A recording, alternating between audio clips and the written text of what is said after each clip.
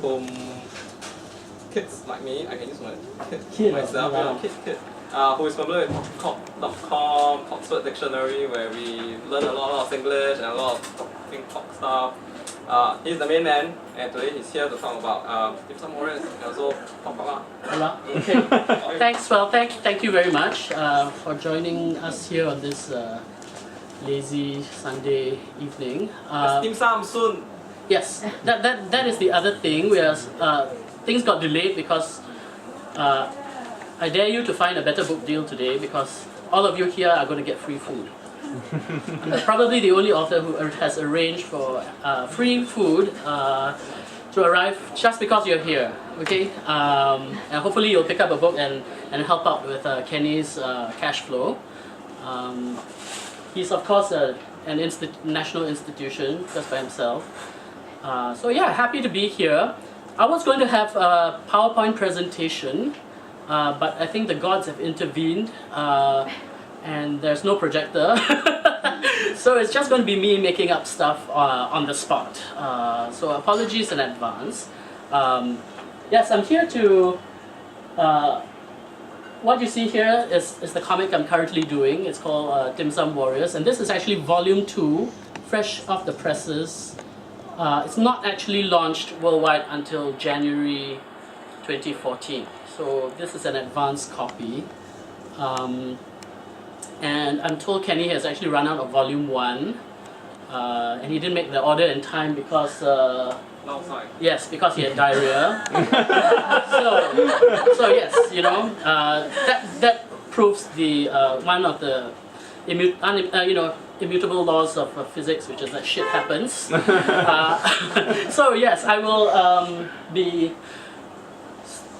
so here I am, and I'll have to remember what I had planned for the without what I was going to talk about without the benefit of the PowerPoint slides to jog my memory. I was here to talk about comics, that's how I kind of got started. Comics were very important to me. I grew up, I remember the very first comic I ever saw, which was terrifying. It was Ghost Rider number 5, and there was a fella with a skull, a flaming skull, fighting a monster with one eye, dressed as a wrestler. And yes, that has burned itself into my memory. The second comic that made the greatest impression on me was Fantastic Four number 200, because in primary school, I was in primary school at that time, and the Chinese teacher ripped it up in front of my eyes, and it's worth a few $100 now. Yes, I can see, I saw several squirms there in the audience, like, oh, if you're here at Books, actually, I think you value your books very much, and to have your teacher tear it up in front of you, yes, very traumatic. I did a lot of cartooning, and I think that's the case for many people who like comics. You can't help but dabble a little in it. When I was 17 years old, I was in junior college, and I actually have a junior college friend attending here today who I've not seen since junior college. So I have to go buy 4D later. What happened was I won a Straits Times cartooning contest. It was I think maybe it was their first and possibly their last. I won that contest, and it was also, interestingly enough, and very much in keeping with the Straits Times, my very first brush with censorship. Even though I won the contest, I had submitted a drawing, but when it was printed in the newspapers, they had changed the drawing. What happened was I had drawn Mr. Lee Kuan Yew as a guest of honor at an art contest, but when they printed it, it was Elvis.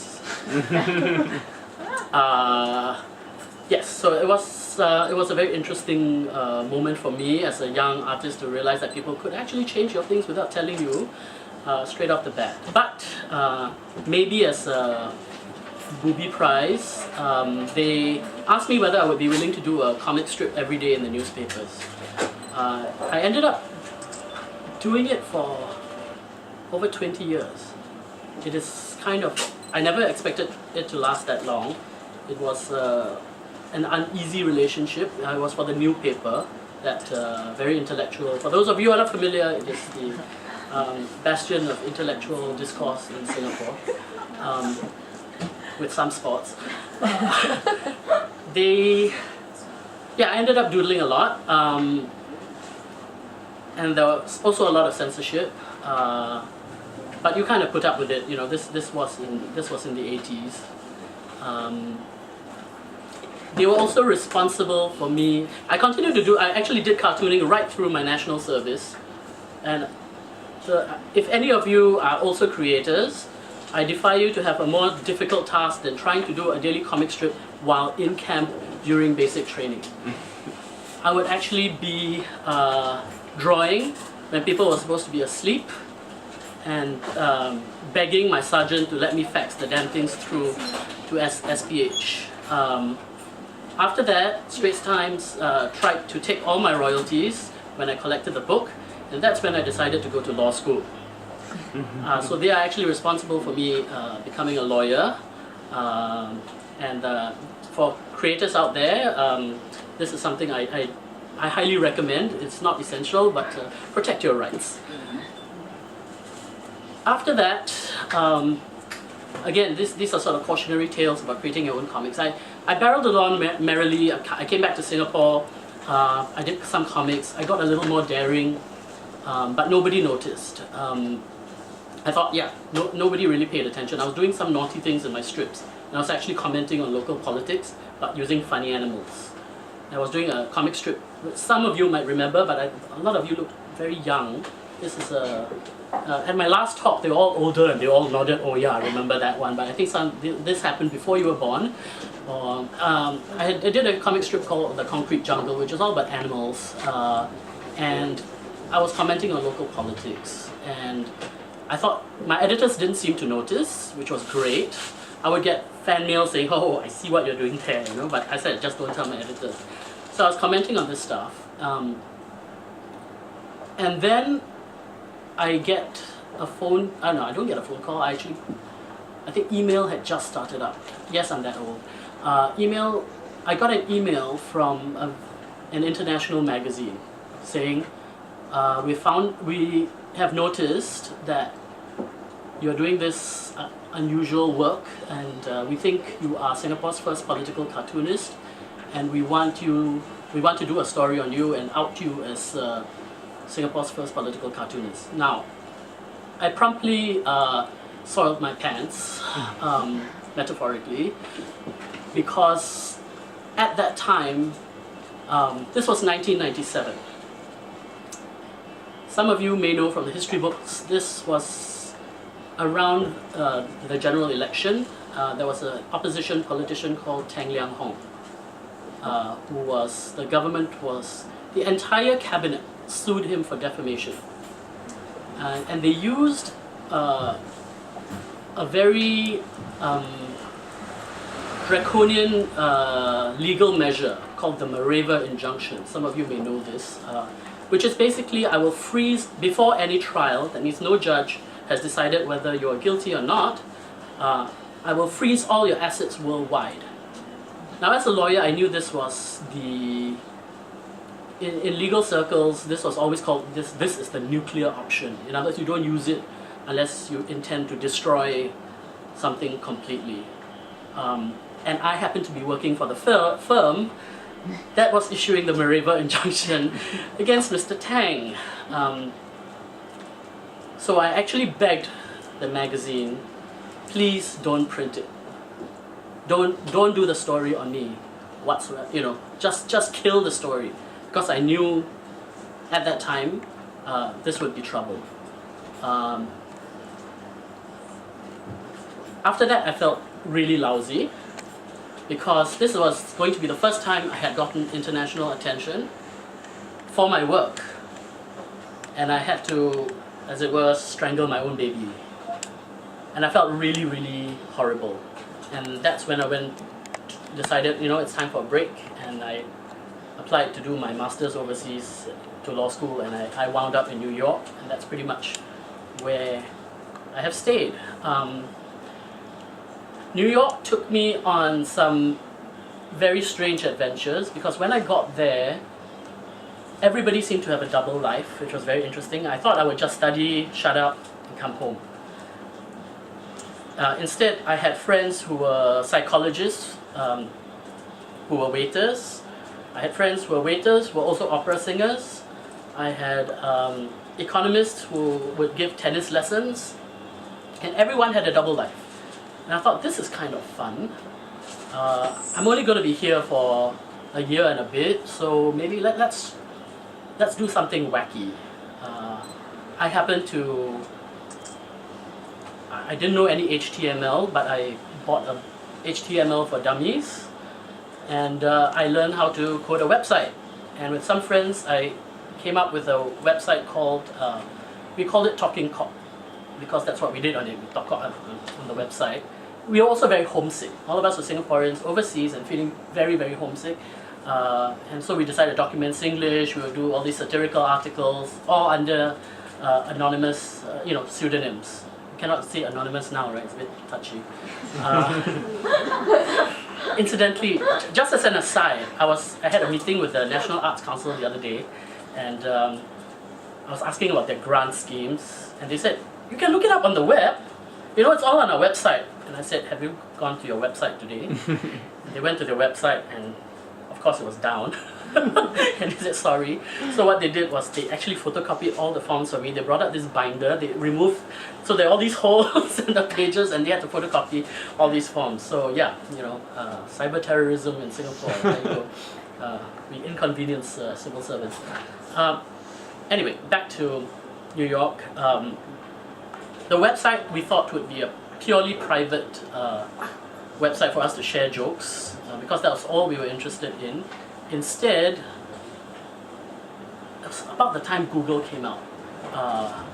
Before that, everybody was using Yahoo or Alta Vista and Lycos to do their searches, and Google came out. Anyway, around about that time, suddenly we had a lot of hits. And I called my friends and said, what, did you spend the whole night just hitting the refresh button? It's a phenomenal amount. Just jumped. Next thing I know, I'm being called up by reporters from the Straits Times asking, you're this political website. And I was like, no, it's telling jokes, it's not political. But that's what they insisted we were, blah, blah, blah. They wanted to do interviews. And then we got debated in Parliament, which was, I think, today still the scariest thing that has ever happened to me. If you're a Singaporean and you come home for holiday and then they start discussing you in Parliament, I think it's quite unnerving.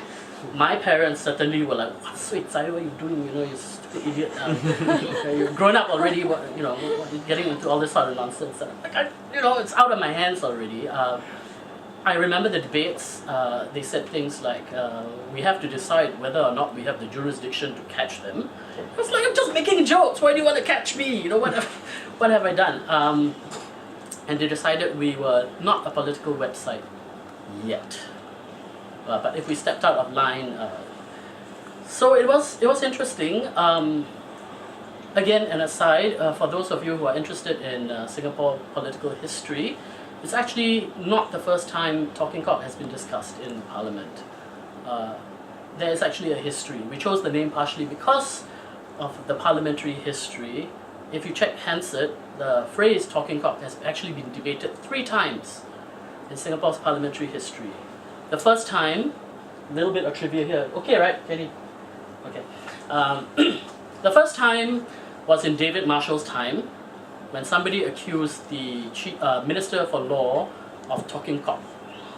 And the Speaker of Parliament had to decide whether or not this was parliamentary language. And he decided, and this is colonial times, he decided, it's just merely talking hui, he said. That's what it means, The second time happened to come in the 80s, when opposition MP Ling Hao Dung accused Mr. Chiam See Tong. He actually said in Parliament, don't talk cock, you bastard. And the Parliament actually debated on whether or not this was parliamentary behavior, and they censured Mr. Ling. And the third time was, of course, us. So there's a proud, yes, it's all there in the parliamentary records. If you ever want to look it up, go ahead. It's all there. I'm so honored. We have Mr. K.F. Sito of Makan Sutra fame popping in. Hey, Kenny, you got Makan Sutra books on? Don't have, walao. Don't have, Walao, he's hiding. Zao liao. I'm hiding now. That's why he's hiding. So anyway,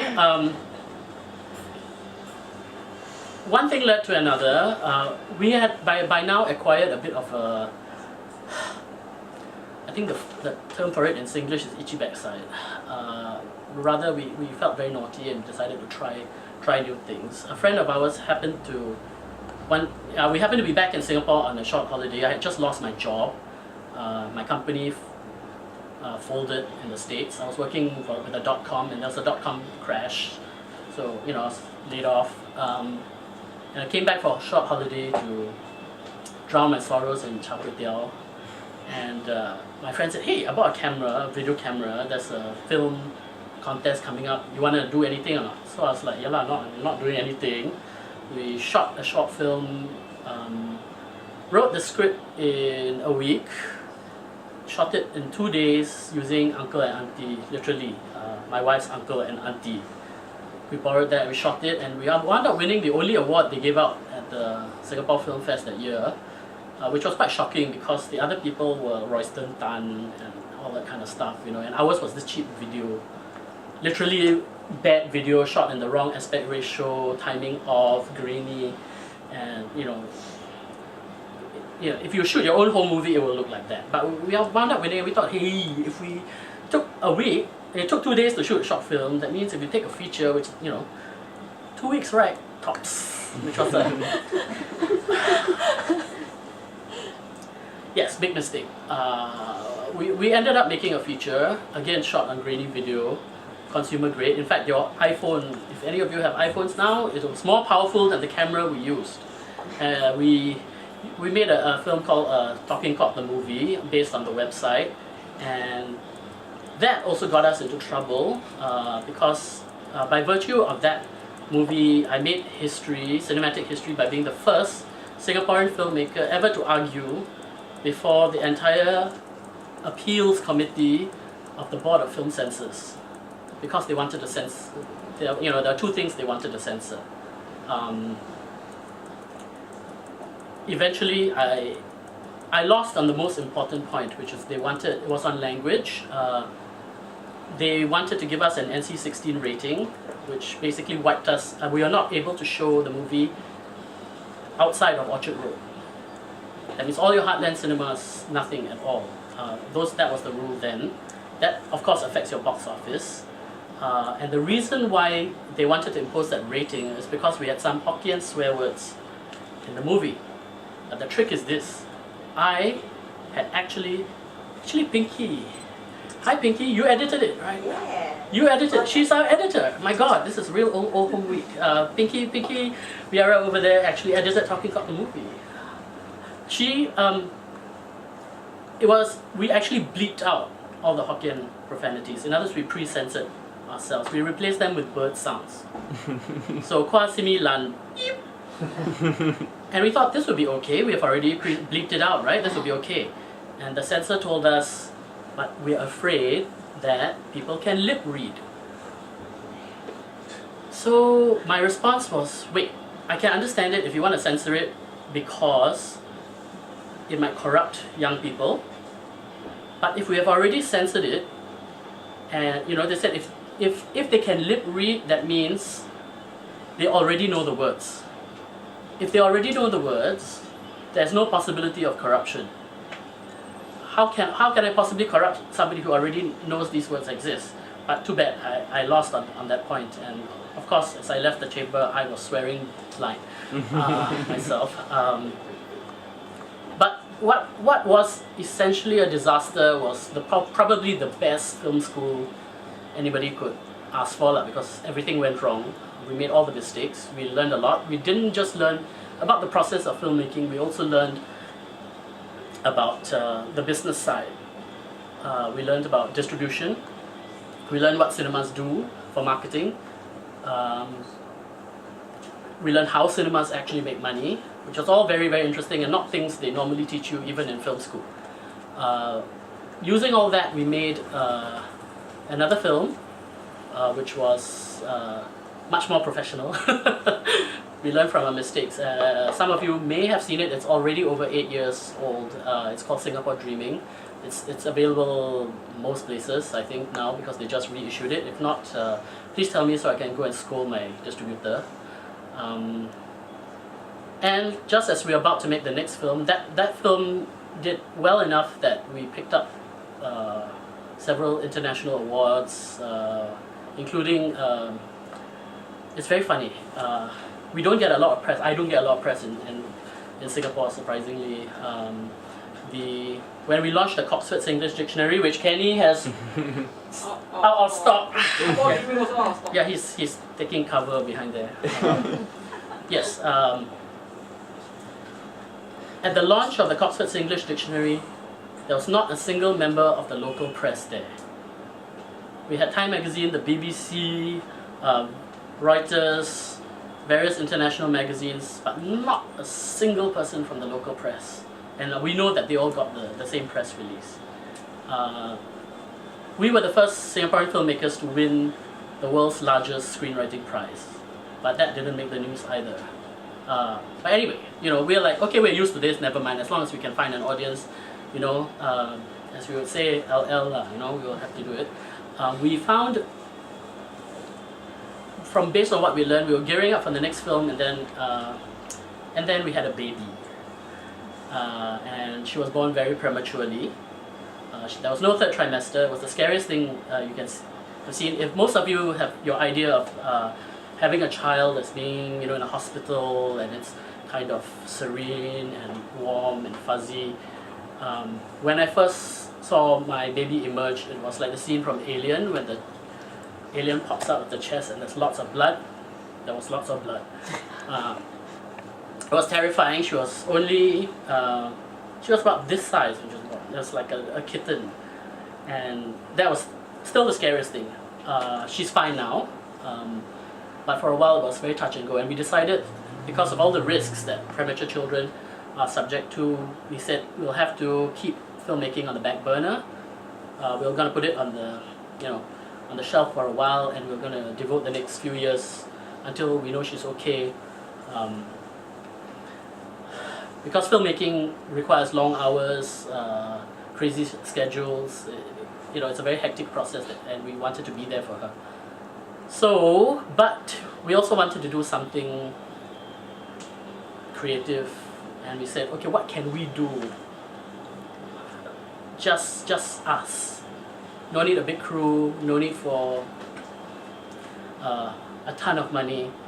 And I just realized, I've been cartooning all these years, I had never done a comic, as in a full graphic novel. After so long, I've been drawing for 8 days, I've been drawing even for Talking Call, all this kind of stuff, and I never thought of a comic. I was like, there's something wrong here, so we said, okay, let's do it, let's just do it. So my wife, Yan Yan, and I said, okay, we should do the comic for our kid, dedicated to her, and we should do it about the thing we really love. So we went through a period of soul searching. What do we really, really, after you strip away everything, what do you really like? And we decided we like going for dim sum and watching Kung Fu movies. And that's why we have a comic book today about Kung Fu fighting dim sum. We just smushed it together, and it's for a kids comic. So yes, we didn't need a big budget here. It's really just me sitting at a table, pencil, paper, a scanner, and a computer, and just doing it. So that was manageable. Once we came up with it, it got interesting. The iPad came out, and we realized if any of you have an iPad, you can download the Dim Sum Warriors app for free. What happens is essentially the comic and their interactive features laid on top of it. If you want to find out about the process, I'm also very happy to have Guy Vincent, who was there right from the beginning, who helped us code that. Although you don't actually do the coding, right? Not much. Not much, right? Yes, he helped us with it. It helps you learn Chinese, because we wanted our kid to learn Chinese. But you can also learn English, because you can toggle the languages. Anyway, check it out, it's free. But everybody wanted the book, which was something we didn't expect.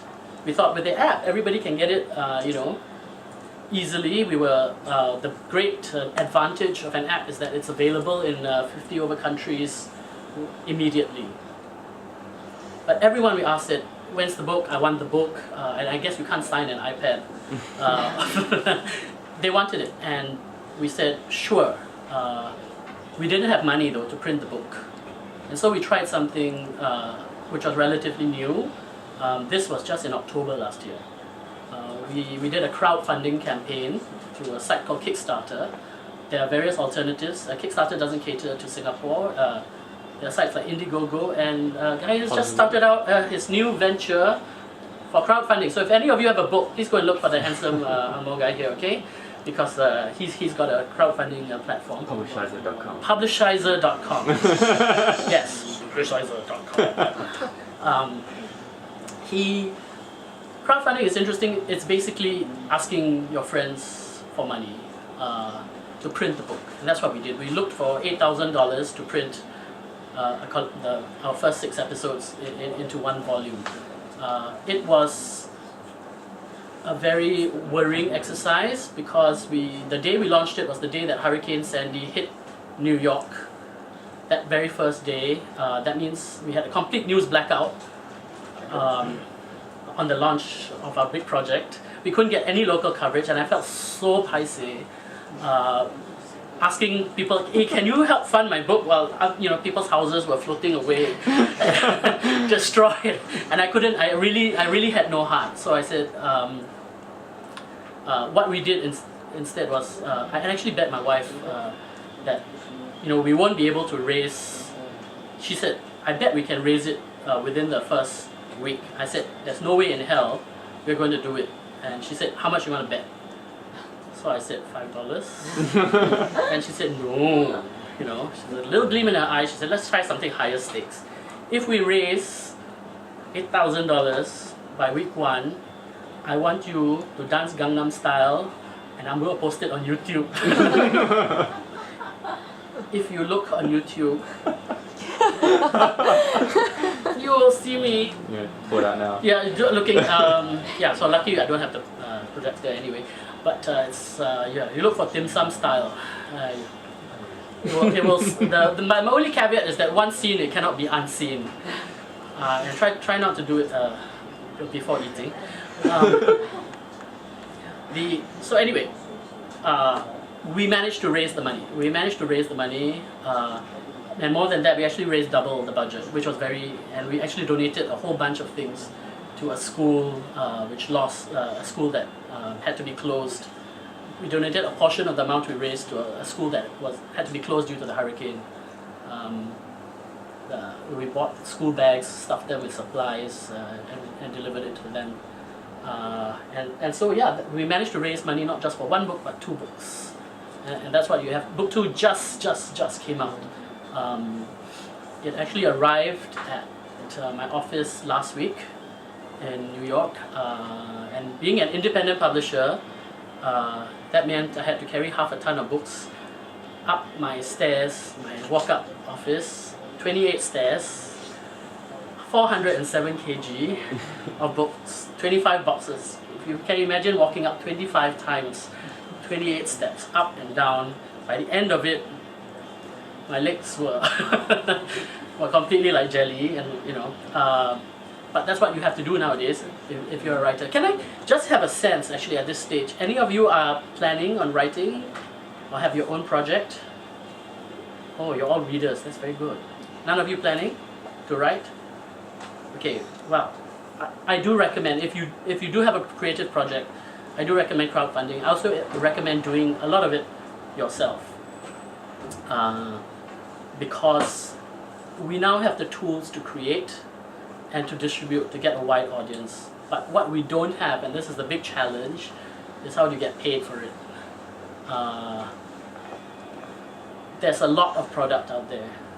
You find the good part is you can get things out very quickly. The bad part is, as a writer, you suddenly have to find yourself marketing your own product, which means that I do find 90% of my time is managing websites, social media, making calls to people like Kenny to arrange for marketing talks like this, just to move your own books. So otherwise you have every writer's nightmare. Your bedroom has a lot of unsold books under your bed.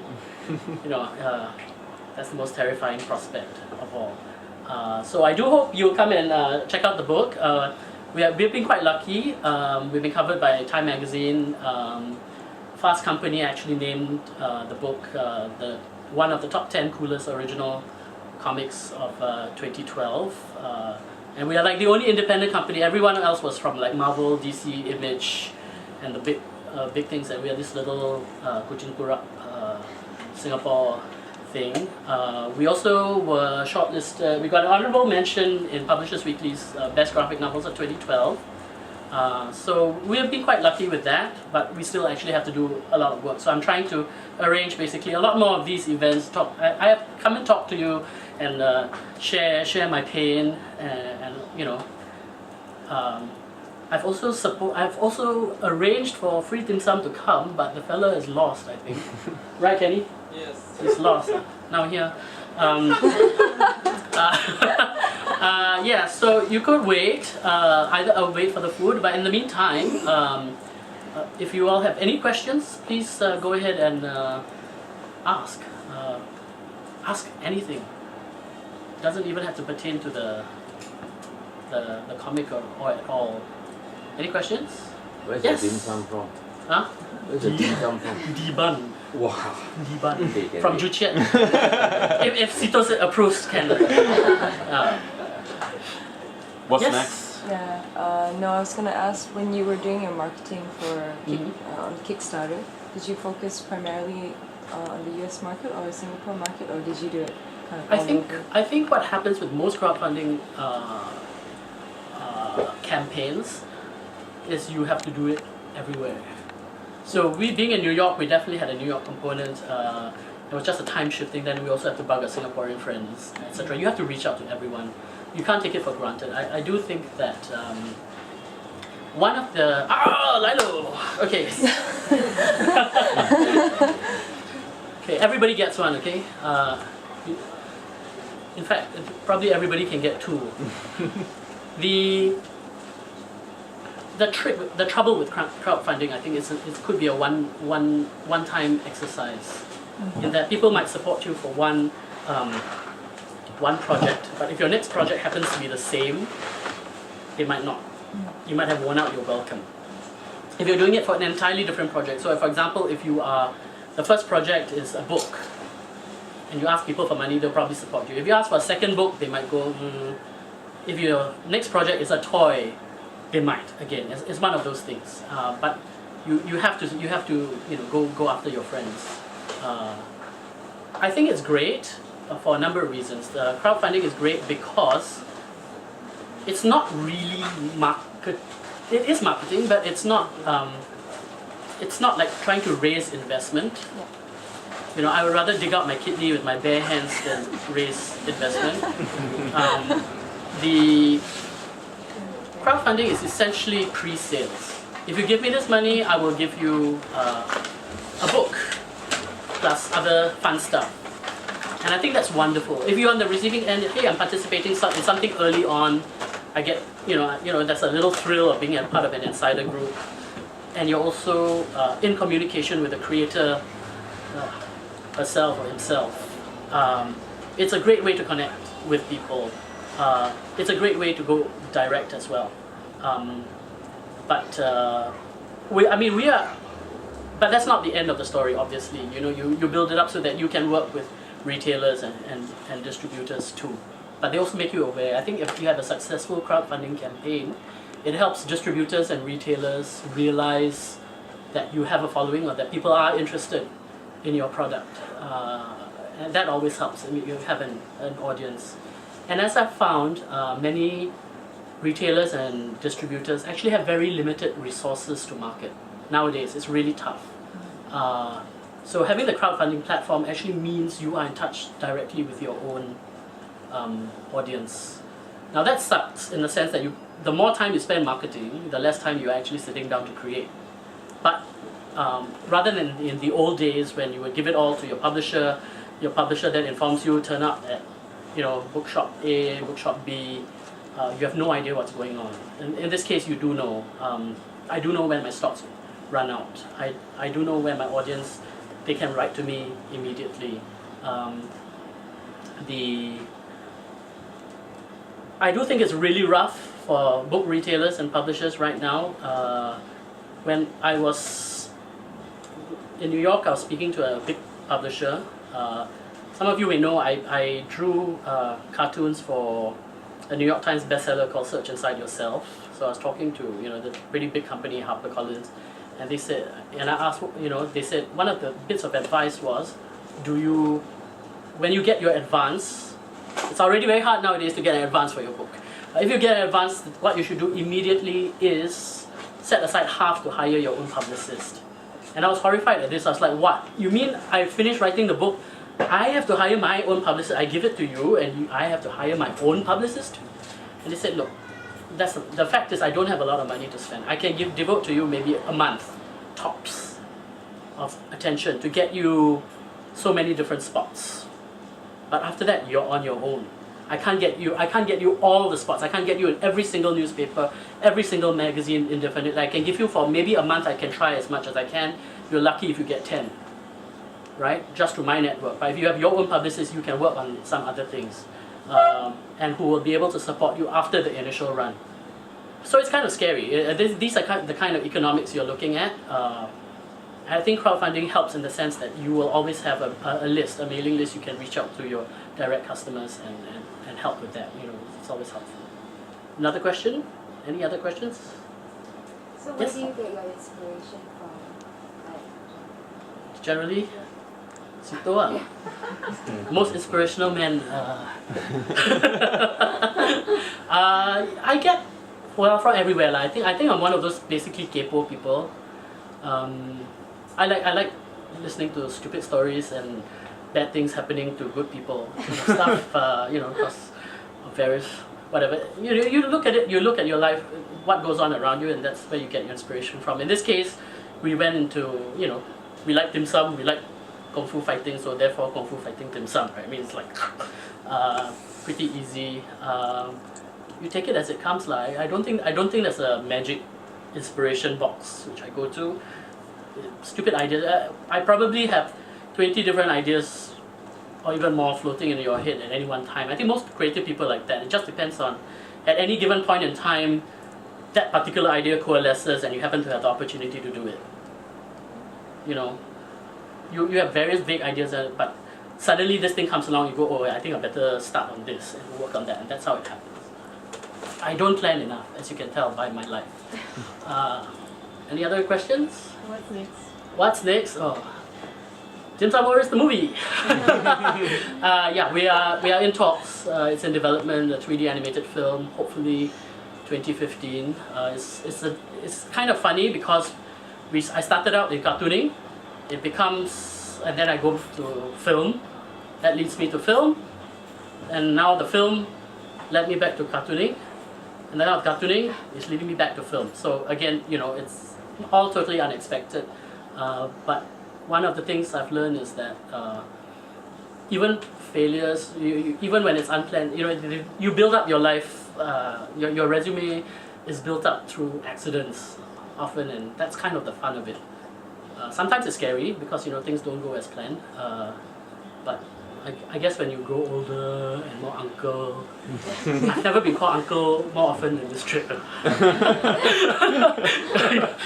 You're in trouble when people are uncle. Okay, so yeah.